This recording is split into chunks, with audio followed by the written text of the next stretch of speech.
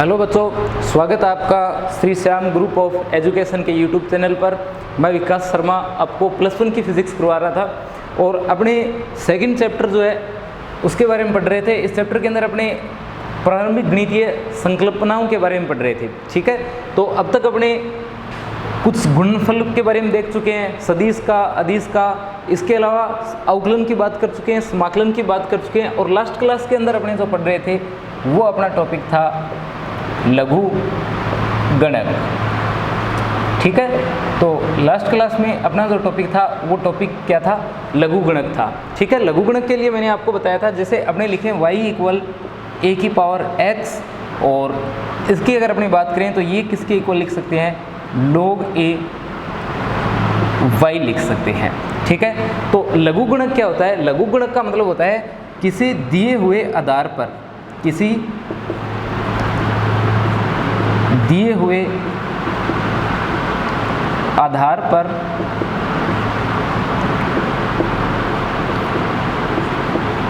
किसी संख्या का लघु गुणक वह संख्या होती है जिसे आधार पर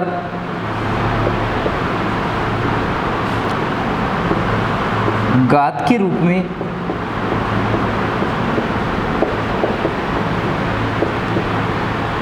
लिखने पर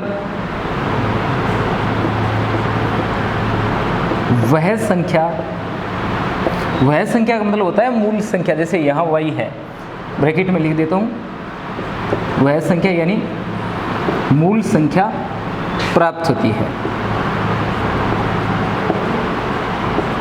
मूल संख्या प्राप्त होती है। ठीक है, तो देखिए लघु गुणक क्या होता है? लघु गुणक का मतलब होता है किसी दिए हुए आधार पर, जैसे सामने मैंने इसका एग्जाम्पल लिख रखा है, तो यहाँ अगर आधार की बात की जाए तो यहाँ पर आधार अपने क्या मान रखा है? यहाँ आधार अपने मान रखा है स्मॉल a। देखिए लोग में यहाँ जो लिखा जाता है वो क्या होता है? आधार होता है। इसे आप कुछ इस तरीके से पढ़ोगे, जैसे आप लोग लिखोगे log e y, बिल्कुल छोटा सा e लिखा जाता है। कभी कभी तो लिखते हैं, ज़्यादातर टाइम अपने इसे लिखते ही नहीं है, सीधा लिखते हैं log y। जब जरूरत पड़ती है तब अपने लिखा जाता है कि इसका आधार जो है वो क्या है? e है। यानी नॉर्मल आप इसे कुछ ऐसा ही लिखा हुआ पाते हो log y, और आप ऐसा भी लिखा हुआ देख सकते हो कहीं पर log 10y।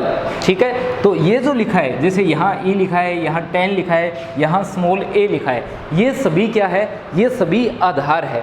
तो आपने इसकी परिभाषा क्या लिखी है? किसी दिए हुए आधार पर किसी संख्या का लघु गुणक। जैसे अपने पास में कोई संख्या है, जैसे संख्या मान लिया अपने पास में क्या है? y है। ठीक है, अपने पास में संख्या क्या है? y है। आधार क्या है? आधार जो है वो स्मॉल a है। तो आपने क्या लिखा है कि किसी दिए हुए आधार पर किसी संख्या का लघु गुणक वह संख्या होती है। मतलब ये अपने जो y ले रहे हैं इसका अगर अपने log ले, लघु गुणक का मतलब होता है log, इंग्लिश में अपने log लिखते हैं, लॉगरिथम लिखते हैं अपने, और शॉर्ट फॉर्म में सिर्फ log लिखते हैं। तो किसी दिए हुए आधार पर किसी संख्या का क्या करना है? आपको log लेना है। तो किसी दिए हुए आधार पर, आधार a है, इस पर आपको क्या करना है? किसी संख्या का लघु गुणक लेना है। तो ये संख्या y है, इसका आपने क्या किया है? लघु गुणक लिया है। तो इसका लघु गुणक लेने पर मान लिया आपको क्या प्राप्त हो रहा है? x प्राप्त हो रहा है। यानी आपने y का क्या किया है? आधार a लेते हुए आपने लॉगरिथम लिया है और आपको क्या प्राप्त हो रहा है? स्मॉल x प्राप्त हो रहा है। अब देखिए आगे, वह संख्या होती है, लघु गुणक वह संख्या होती है, x की बात कर रहा है, जिसे आधार पर घात के रूप में लिखने पर, यहाँ आधार कौन है? स्मॉल a है। और कौन सी संख्या? जिसे घात के रूप में लिखने पर वह संख्या यानी मूल संख्या जो है प्राप्त होनी चाहिए। तो मूल संख्या आपके पास में क्या है? y है। ठीक है, तो ये अपने पास में क्या होती है? log की परिभाषा होती है। यानी अपने क्या करना है? log लेना है किसका? y का। आपने y का log लिया तो वो क्या आ गया?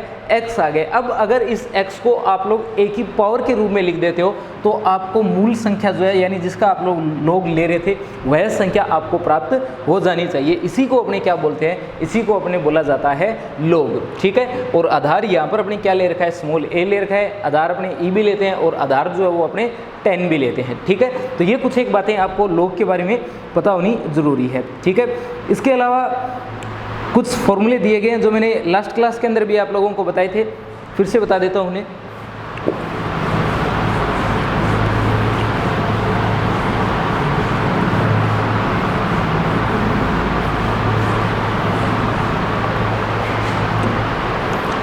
कुछ एक फॉर्मूले अपने देख लेते हैं log के।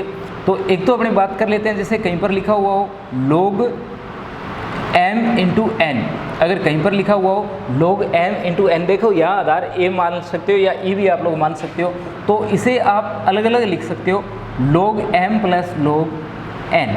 ठीक है, क्या लिख सकते हो, log m प्लस n। अगर ये लिखा हुआ होता log m बटा n, क्या लिखा रहता log m बटा n, तो आप लोग इसे log m minus log n ऐसा आप लोग इसमें लिख सकते थे। इसके अलावा अगर कहीं पर लिखा हुआ होता log m की पावर n, देखो कुछ भी लिखा हुआ हो सकता है, a की पावर n, x की पावर n, जैसे यहाँ पर मैंने m की पावर n लिख रखा है, x की पावर n लिखा हुआ हो सकता था, या x की पावर m, कुछ भी लिखा हुआ हो सकता था यहाँ।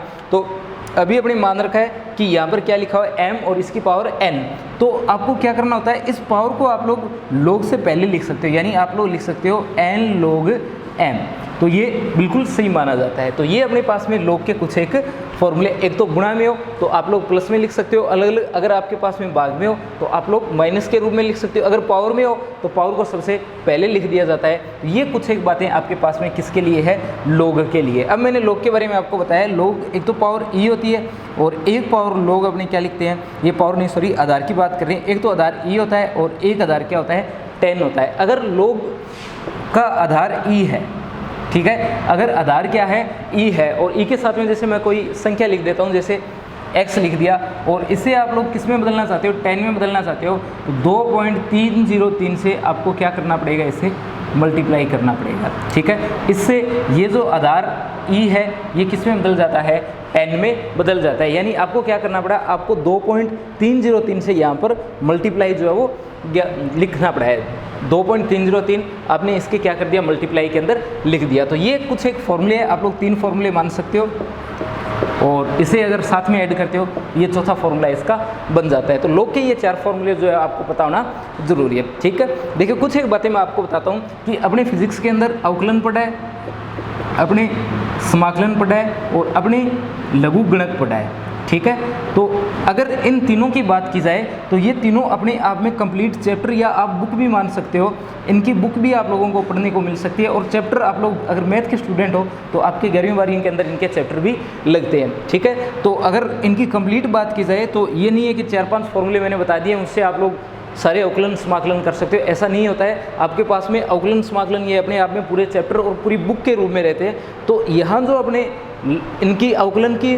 समाकलन की और लघुगणक की बातें कर रहे हैं, ये बिल्कुल सामान्य बातें हैं। ठीक है, तो अगर आप मैथ के स्टूडेंट हो तो आपको कंप्लीट पढ़ना है, और बायो के स्टूडेंट्स को क्या करना है, कम से कम इतने फॉर्मूले जितने मैंने लिखे हैं आपको याद रखने हैं, और बेसिक अवकलन समाकलन और लघुगणक जो है वो आप लोगों को आना चाहिए। ठीक है, इतना करने के बाद में अपने धीरे धीरे जैसे जैसे आगे बढ़ते जाएंगे, कुछ एक log, कुछ एक अवकलन और कुछ एक समाकलन आपके और आ जाएंगे, और उनको भी साथ में आप लोग ऐड कर लेना। ठीक है, तो आपने जो बात की है ये सिर्फ बेसिक अवकलन समाकलन है जो फिजिक्स में अपने काम में आ रहा है, जो ज़्यादातर फिजिक्स में काम में आ रहा है। ठीक है, जो काफ़ी बार फिजिक्स में आपको पढ़ने के लिए मिलेगा, अपने सिर्फ उन्हीं की बात की है, बाकी ये काफ़ी बड़े टॉपिक है। ठीक है, तो अपने बस बेसिक पढ़ रहे हैं। अब देखो, क्योंकि फिजिक्स का जो आपका सिलेबस है उसके अंदर बिल्कुल इनका बेसिक दिया गया है। अब देखो लघुगणक के अंदर अगर अपने बात करें तो अपने टॉपिक आता है किसी संख्या का लघुगणक ज्ञात करना। किसी संख्या का लघुगणक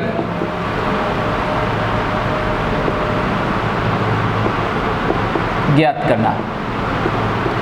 देखो संख्या के आपके पास में 2 पार्ट होते हैं। संख्या के अंदर आपके पास में 2 पार्ट होते हैं, एक तो आपके पास में 1 से बड़ा होता है और एक पार्ट आपके पास में 1 से छोटा होता है। जैसे कोई संख्या लिख दी जाए, जैसे 3.432, तो आप देख सकते हो एक तो दशमलव के इस साइड वाला पार्ट है और एक दशमलव के दूसरी साइड का पार्ट है, तो 2 पार्ट यहाँ पर रहते हैं। इसी तरीके से अपने लघुगणक में जब बात करते हैं तो अपने 2 पार्ट इसमें देखते हैं। एक भाग तो होता है इसका पूर्णांश और एक होता है अपूर्णांश, ठीक है। तो लघुगणक जो अपने लिखते हैं, लघुगणक के अपने 2 भाग लिखते हैं, एक को तो लिखते हैं पूर्णांश और एक भाग को अपने लिखते हैं अपूर्णांश, ठीक है। तो सबसे पहले अपने बात कर लेते हैं पूर्णांश की और फिर अपने देखेंगे अपूर्णांश को। देखिए, अगर अपने पूर्णांश की बात की जाए तो पूर्णांश जब ज्ञात करना हो तो 2 प्रकार की संख्याओं के लिए आपको पूर्णांश ज्ञात करना पड़ेगा।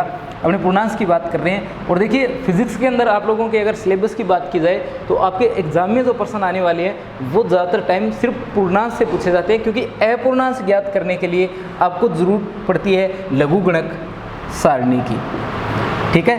अपूर्णांश जो है वो ज्ञात करने के लिए आपको क्या करना पड़ता है, लघुगणक सारणी की सहायता लेनी पड़ती है, ठीक है। तो एग्जाम में आपके ज़्यादातर पूर्णांश पूछा जाता है, क्योंकि आपका ये जो चैप्टर है इसमें से आधा या 1 नंबर का ही प्रश्न आता है। इनमें से ये जो लास्ट के अपने 3 लिखे हैं, अवकलन, समाकलन, लघुगणक जो लिखा है, इनमें से आधा या 1 नंबर का प्रश्न आता है। तो आपको टेबल वगैरह न दे करके सिर्फ पूर्णांश के बारे में पूछा जाता है, ठीक है। अपूर्णांश की बात करेंगे अपने। तो देखिए, अगर आपको पूर्णांश ज्ञात करना हो, जैसे आपके पास में कोई संख्या है, जैसे एग्जाम्पल दे रखा है आपकी बुक में 1268, ये आपके पास में कोई एक संख्या है और आपको बोल दिया गया है कि आपको क्या करना है, इसका पूर्णांश जो है वो ज्ञात करना है। तो पूर्णांश ज्ञात करने के लिए आप सबसे पहले संख्या गिनोगे। कितनी संख्या है, 1, 2, 3 और 4। संख्या कितनी है, 4। तो पूर्णांश ज्ञात करने के लिए आप 4 में से क्या कर दोगे, 1 कम कर दोगे। तो ये जो संख्या है इसका जो पूर्णांश है वो पूर्णांश कितना है, 3 है, ठीक है। तो 1268 जो आपने लिख रखा है, इसके अंदर अगर अपने पूर्णांश की बात करेंगे तो इसका पूर्णांश जो है वो क्या होगा, 3 होगा, ठीक है। और इसके अलावा अगर संख्या 1 से छोटी है, अगर आपके पास में ये जो संख्या लिखी गई है ये 1 से छोटी है, जैसे एग्जाम्पल की अगर बात करें तो आपके बुक में जो एग्जाम्पल दे रखा है वो दे रखा है 0.00001268, ठीक है। अगर इसकी बात करें, यानी ये तो आपको क्या करना है, 1 से बड़ी संख्या, जैसे 1 से बड़ी कोई भी संख्या हो सकती है आपके पास में, जैसे ये 1268 लिखी गई है, तो आपको क्या करना है, इन अंकों को गिन लेना है। 1, 2, 3, 4, ये 4 अंक है, इनमें से 1 कम कर देना है, तो ये क्या आ गया, 3 क्या है, इसका पूर्णांश है। और अगर संख्या, जैसे ये संख्या है, संख्या क्या हो, 1 से छोटी हो, तो 1 से छोटी संख्याओं के लिए देखिए क्या करना पड़ेगा, आपको इन शून्य को काउंट करना पड़ेगा। यहाँ कितनी शून्य है, 2, तो 2 में 1 जोड़ दो, कितना आ जाएगा, 3 आ जाएगा। तो यहाँ जो आपके पास में ये पार्ट है इसका पूर्णांश कितना होता है, ये होता है 3, और इसके ऊपर अपने क्या कर देते हैं, बार जो है उसका निशान लगा देते हैं। तो 3 बार जो आपने लिखा है ये क्या है, इसका पूर्णांश है, ठीक है।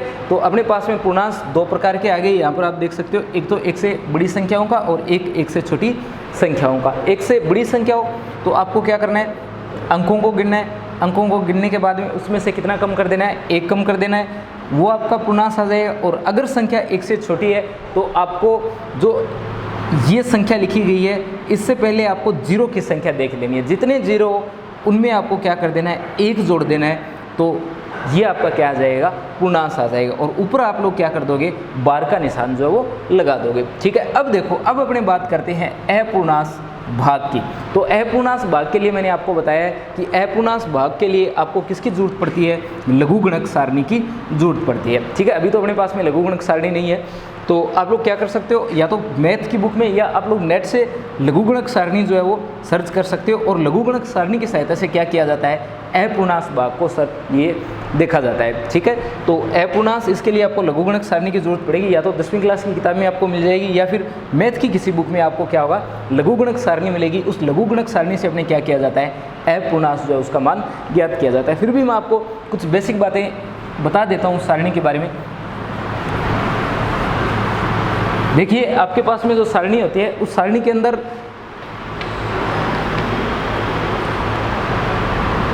जैसे आपने जो एग्जाम्पल ले रखा है, ये एग्जाम्पल कितना है, 1268 है, ठीक है। तो आपको क्या करना होता है, लघुगणक सारणी कुछ इस तरीके से होती है, जैसे 0, 1, ऊपर से संख्या लिखी होती है, 2, 3, 4, 5, 6, 7, इस प्रकार से इसमें संख्याएं लिखी होती है, ठीक है। और ये जो संख्याएं हैं ये टोटल जाती है आपकी 9 तक, ठीक है। कहाँ तक जाती है, 9 तक जाती है। और उसके बाद में यहाँ पर भी संख्या लिखी होती है, 10, 11, 12, 13, 14, इस प्रकार से उसमें भी क्या है संख्या लिखी जाती है। देखिए आपकी टेबल इससे थोड़ी अलग भी हो सकती है, मैं सिर्फ आपको बता रहा हूँ कुछ टेबल को आपको देखना कैसे है। तो एक तो ये इस तरीके से होती है और एक ये इस तरीके से होती है, ठीक है। और उसके बाद में इसके बिल्कुल सामने जो इनके संगत मध्य अंतर होता है, मध्य अंतर की एक टेबल बनी होती है जिस पर भी क्या है इस तरीके से संख्याएं जो है वो लिखी होती है, ठीक है। तो ये आपकी लोग टेबल होती है और उस टेबल के अंदर आपको किस तरीके से देखना होता है मैं आपको फिर से बता देता हूँ कि ये मैं सिर्फ अपनी तरफ से आपको मान करके बता रहा हूँ कि जैसे आपने मान लिया ये आपके पास में एक लोग टेबल है, ठीक है, और उस टेबल को आपको देखना कैसे है ये बता रहा हूँ मैं आपको। तो देखिए आपको सबसे पहले यहाँ क्या देखना है, 12 देखना है। यहाँ जहाँ भी 12 लिखा हो, जैसे ये क्या लिखा गया है 12 लिखा गया है। अब उसके बाद में तीसरी संख्या क्या है 6 है। तो इस साइड में आपको देखना है 12 के सीध में और 6 से नीचे यहाँ जो संख्या लिखी गई हो वो आप लोगों को लिख देनी है, ठीक है। जैसे अगर इसकी एग्जांपल की बात करें तो इसका मान आपको बुक में दिया हुआ मिल जाएगा। जैसे 12 के साथ 6 के कॉलम वाली संख्या जो 1004 होती है, कितनी होती है 1004 होती है। ये एग्जांपल मैं बिल्कुल सही बता रहा हूँ आप लोगों को, जैसा है वैसे का वैसा।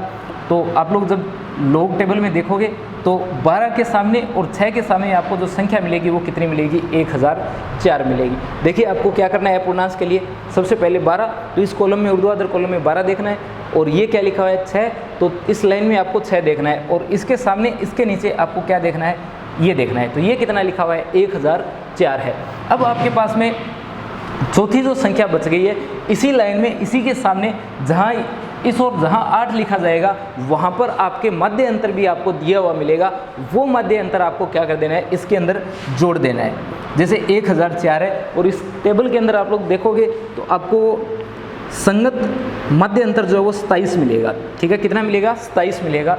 तो इसके अंदर आप लोग क्या कर दोगे 27 जो है वो जोड़ दोगे, आपको ये मिलेगा 1031। कितना मिलेगा 1031 मिलेगा। और इसे जब आप लोग लिखोगे तो आपको पहले दशमलव लगाना पड़ेगा, ये कुछ इस तरीके से लिखा जाएगा ये, ठीक है। तो 0.1031, तो ये आपका क्या आ जाता है यहाँ पर अपूर्णांक आ जाता है। और पूर्णांक अपने पहले ही ज्ञात कर चुके हैं, इसके कितना आया था पूर्णांक जो है वो इसका 3 आया था, ठीक है। तो ये जो संख्या है इसका मान बन जाएगा 3.1031 या बोल सकते हो 3.1031। तो इस प्रकार से आप लोग क्या कर सकते हो लघुगणक ज्ञात कर सकते हो। फिर से बताता हूँ, देखिए जैसे 1268 का आपको ज्ञात करना है लघुगणक, 2 मान ज्ञात करने पड़ेंगे, एक पूर्णांक और एक अपूर्णांक। तो पूर्णांक तो सीधा यहाँ से कितना आ जाएगा, संख्या गिनो 1 2 3 और 4 में से 1 कम कर दो, कितना आ जाएगा 3 आ जाएगा। देखिए नॉर्मली अब तक आपका जो एग्जाम हुआ है उसके अंदर बस यहीं पर आपका क्वेश्चन खत्म हो जाता है। सिर्फ फिजिक्स की बात कर रहा हूँ, फिजिक्स में आपका क्वेश्चन यहीं खत्म हो जाता है, आपने 3 लिख दिया और आपसे इतना ही पूछा जाता है। फिर भी अगर एग्जाम में आपको टेबल के साथ में पूछा जाए तो टेबल को कैसे देखना है, तो ये आपको जो अंक दिए गए इसके शुरुआत के 2 अंक देखने हैं, ये 12 लिखा हुआ है, उसके बाद में आपको ये 6 देखना है, तो 12 और 6 के सामने जो संख्या लिखी गई है उसे लिख देना है। और फिर आपके जो लास्ट अंक दिया हुआ है इसी के सीध में जाते हुए आपको यहाँ 8 देख लेना है और यहाँ से आप इस सीध में भी चलते आ रहे हो तो यहाँ आपको मध्य अंतर मिल जाएगा। उस मध्य अंतर को क्या कर दोगे जोड़ दोगे, वो 1031 जैसे आ गया। ये 27 की जगह 28 भी हो सकता है, वो देख लेना आप लोग टेबल में कितना लिखा हुआ है, 27 या 28 लिखा हुआ मिलेगा, तो वो कितना आ जाएगा या तो 1031 या 1032 आ जाएगा। उसे आप लोग क्या कर दोगे 3 में लिख दोगे, तो 3.1031 इसका क्या आ जाता है आंसर आ जाता है। तो इस तरीके से आप लोग क्या कर सकते हो, इस तरीके से आप लोग जो है वो इसका लोग जो है वो ज्ञात कर सकते हो, ठीक है। बाकी मैंने आपको बता दिया सिर्फ पूर्णांक के बारे में एग्जाम में ज़्यादातर पूछा जाता है। और अगर एंटी लोग की बात की जाए, एंटी लोग प्रति लघुगणक क्या ज्ञात करना हो आपको, प्रति लघुगणक, तो इसके लिए जो काम में ली जाती है वो ली जाती है प्रति लघुगणक सारणी को काम में लिया जाता है। किसको काम में लिया जाता है, प्रति लघुगणक सारणी को काम में लिया जाता है, ठीक है। तो प्रति लघुगणक का मतलब क्या होता है, जैसे आपको दिया गया था कि 1268 का आपको क्या करना है लोग लेना है, किसका लेना है लोग 1268 का। तो आपने क्या किया 1268 का लोग लिया, इससे आपको जो संख्या मिली वो कितनी मिली 3.1031 या 32 ये संख्या मिली। अब अगर आप लोग इसका लेते हो एंटी लोग, क्या करते हो आप लोग इसका एंटी लोग लेते हो तो आपको फिर से क्या मिल जाएगा 1268 मिल जाएगा, ठीक है। तो एंटी लोग से आपको फिर से वही संख्या जो फिर से प्राप्त हो जाएगी। तो ये आपका लोग और एंटी लोग है। एंटी लोग के अंदर मैं आपको बता देता हूँ, जैसे आपको इसका क्या करना है एंटी लोग लेना है, जैसे ये संख्या है इसका आपको क्या करना है एंटी लॉग लेना है तो एंटी लॉग के अंदर आपका जो सिर्फ ये पार्ट है आगे वाला अपूर्णांक वाला भाग सिर्फ ये काम में आएगा। उसके अंदर भी टेबल बनी हुई होगी इसी तरीके से, जैसे 0.10, 0.11, 0.12, 0.13, इस प्रकार से आपको सबसे पहले 0.10 देख लेना है और फिर आपको ये 3 देख लेना है, वहाँ जो संख्या लिखी हुई है उस संख्या को लिख लेना है और इसी तरीके से सामने की जो संख्या उसे जोड़ करके लिख देना है, आपको अपना आंसर जो मिल जाएगा। ठीक है, तो ये अपने पार्ट आता है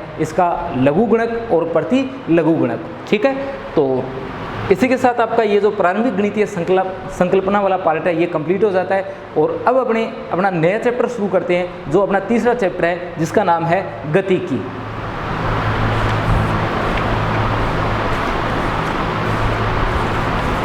देखिए तीसरा चैप्टर का नाम है गतिकी।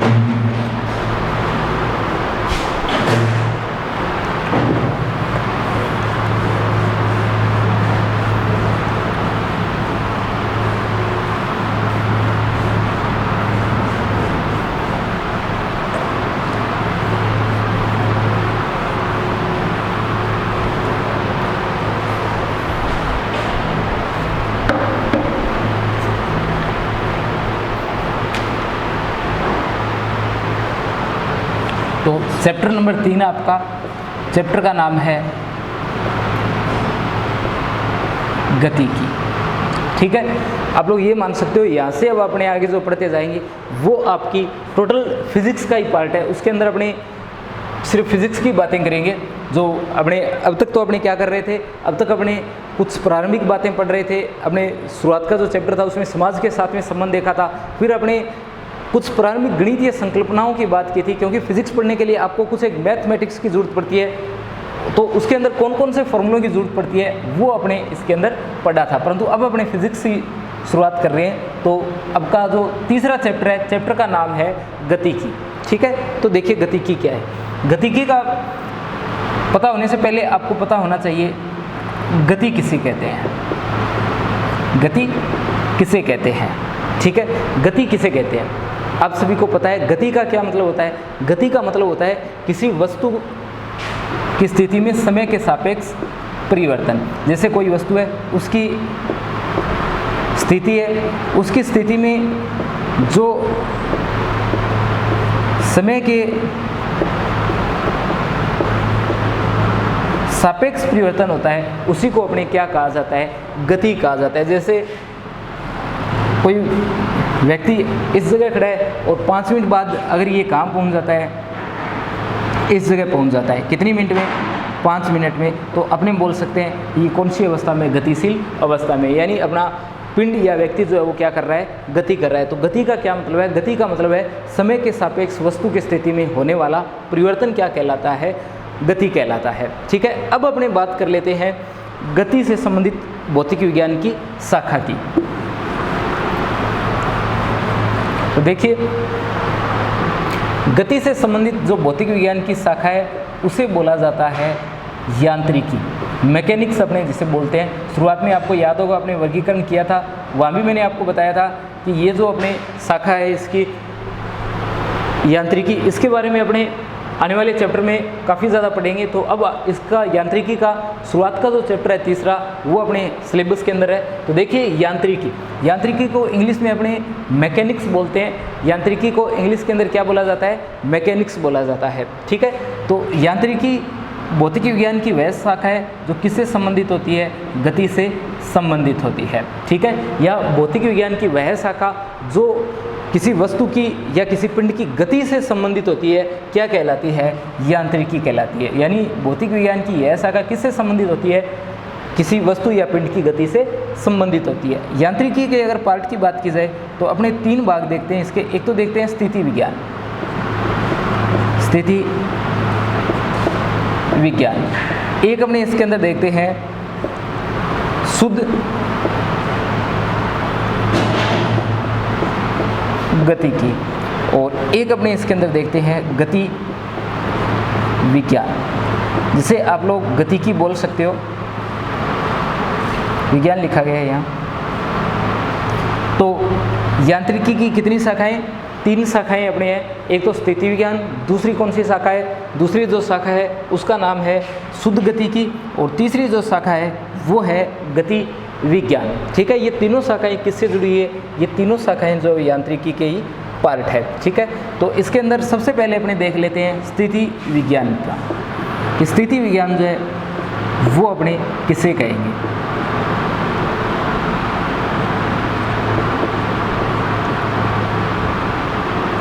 स्थिति विज्ञान, एक मैं आपको बता देता हूँ कि जो भी अपने कुछ चैप्टर फर्स्ट और चैप्टर सेकंड में हम लोगों ने पढ़ा है, उन सब बातों को आप लोग बिल्कुल याद कर लेना और सारी बातें जो है वो समझ लेना। जो मैथमेटिक्स टूल्स आई है उन सभी को आप लोग याद रखोगे और आपको काम में लेनी भी आनी चाहिए, क्योंकि आगे जैसे जैसे अपने फिजिक्स पढ़ते जाएंगे तो उन्हीं शुरुआत की दोनों चैप्टरों की जो बातें अपने पढ़ी है उन सबको अपने इसके अंदर काम में लेंगे। तो सबसे पहले अपने इसके अंदर आती है स्थिति विज्ञान। तो ये यांत्रिकी की वह शाखा होती है जिसके अंदर अपने क्या करते हैं, वस्तु की साम्यावस्था का अध्ययन करते हैं। इसके अंदर अपने क्या करते हैं, वस्तु की साम्यावस्था का अध्ययन करते हैं। इसके अंदर क्या होता है कि आपके पास में कोई एक वस्तु है या कोई एक पिंड है, उस पर बहुत सारे अन्य पिंड जो है वो क्या कर रहे हैं, बल लगा रहे हैं। यानी आप लोग क्या करते हो, इसके अंदर किसी वस्तु या किसी पिंड की बाह्य बलों के अंतर्गत साम्यावस्था की बात करते हो। यानी जो नेट बल लग रहा होता है वो कितना लग रहा होता है, ऐसी वस्तुओं पर 0 लग रहा होता है। अगर नेट बल 0 लगेगा तो वस्तु जो है वो कौन सी अवस्था में होगी, साम्य अवस्था में होगी। तो यह भौतिक विज्ञान की या यांत्रिकी की वह शाखा है जिसके अंदर अपने क्या करते हैं, वस्तु की साम्य अवस्था का अध्ययन करते हैं। क्या कहलाती है, स्थिति विज्ञान कहलाती है। उसके बाद में आपकी आती है शुद्ध गतिकी। कौन सी शाखा आती है, शुद्ध गतिकी। तो शुद्ध गतिकी कौन सी शाखा है, तो शुद्ध गतिकी की अगर बात की जाए तो शुद्ध गतिकी भौतिक विज्ञान की या यांत्रिकी की वह शाखा है जिसके अंदर अपने क्या करते हैं, गतिशील पिंडों का अध्ययन करते हैं। ठीक है, अपने इसके अंदर क्या करते हैं, गतिशील पिंड जो अपने पास में होते हैं उन गतिशील पिंडों का अपने अध्ययन करते हैं। तो यांत्रिकी की वह शाखा जिसमें वस्तुओं की गति का अध्ययन किया जाता है क्या कहलाती है, शुद्ध गतिकी कहलाती है। परंतु आपको इसके अंदर ध्यान क्या रखना है, आपको ध्यान ये रखना है कि अपने उन कारणों का इसमें अध्ययन नहीं करते हैं, कारणों का अध्ययन नहीं करते हैं। यानी जो कारण है इनका अध्ययन जो है शुद्ध गतिकी में अपने नहीं करते हैं। तो शुद्ध गतिकी क्या होती है, शुद्ध गतिकी का मतलब होता है यांत्रिकी की वह शाखा जिसके अंदर पिंड की गति का अध्ययन किया जाता है तथा उन कारणों का अध्ययन नहीं किया जाता जिनके कारण वस्तु जो है वो गति कर रही है। तो देखिए दोनों में फ़र्क है। इसके अंदर तो अपने वस्तु की साम्यावस्था का अध्ययन करते हैं, यानी वस्तु जो है वो अपनी विराम अवस्था में, परंतु जो शुद्ध गतिकी है इसके अंदर अपनी जो वस्तु है वो क्या कर रही है, गति कर रही है, पर उसकी गति के कारण क्या है, उन कारणों का अध्ययन जो है वो अपने शुद्ध गतिकी के अंदर नहीं करते हैं। और जो इसकी तीसरी शाखा है उस तीसरी शाखा का नाम है गति विज्ञान। तीसरी शाखा का नाम है गति विज्ञान, जो अपने चैप्टर का नाम है गतिकी, आप लोग इसे बोल सकते हो, डायनेमिक्स अपने इसे बोलते हैं इंग्लिश में। तो गति विज्ञान कौन सी शाखा है, यह यांत्रिकी की वह शाखा है जिसमें पिंड की गति का अध्ययन किया जाता है। यानी इसके अंदर अपने क्या करेंगे, जो अपना पिंड है उस पिंड की गति का अध्ययन करेंगे, साथ के साथ इसमें क्या होगा, यानी पिंड की गति का अध्ययन करेंगे प्लस अपने उन कारणों का भी अध्ययन करेंगे जिन कारणों के कारण पिंड जो है वो क्या कर रहा है, गति कर रहा है। ठीक है, तो अगर अपने बात करें गति विज्ञान की तो यांत्रिकी की वह शाखा जिसमें पिंड की गति का अध्ययन किया जाता है तथा उन कारणों का भी अध्ययन किया जाता है जिन कारणों के कारण अपना पिंड या जो वस्तु है वो क्या कर रही है, गति कर रही है। तो ये अपने तीनों जो शाखाएं हैं यांत्रिकी की, इनमें फ़र्क है। एक तो स्थिति विज्ञान, एक शुद्ध गतिकी और तीसरा गति विज्ञान। इन दोनों में फ़र्क देख सकते हो आप लोग। यहाँ अपने कारणों का अध्ययन नहीं करते हैं और इसके अंदर अपने क्या करते हैं, उन कारणों का भी अध्ययन करते हैं जिसके कारण अपना पिंड या निकाय या जो भी वस्तु है वो क्या कर रही है, गति कर रही है। ठीक है, तो अब अपने शुरू करते हैं गति विज्ञान को। तो देखिए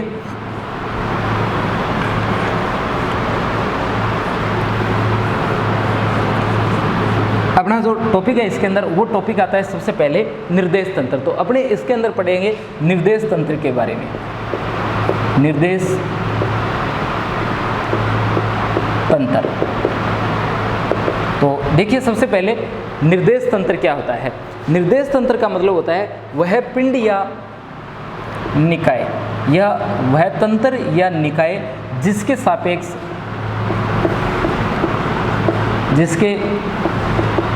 सापेक्ष किसी अन्य वस्तु की स्थिति को क्या किया जाता है, व्यक्त किया जाता है। जिसके सापेक्ष अन्य पिंड की वस्तु की स्थिति को क्या किया जाता है, स्थिति को व्यक्त किया जाता है, क्या कहलाता है, निर्देश तंत्र कहलाता है। ठीक है, बाकी बची हुई बातें अपने कल डिटेल से पढ़ेंगे इसके बारे में। ठीक है, ये कुछ एक बेसिक बातें एक दो पढ़ी है अपने, इनको याद करना और जितने फॉर्मूले पढ़े हैं उनको भी याद कर लेना।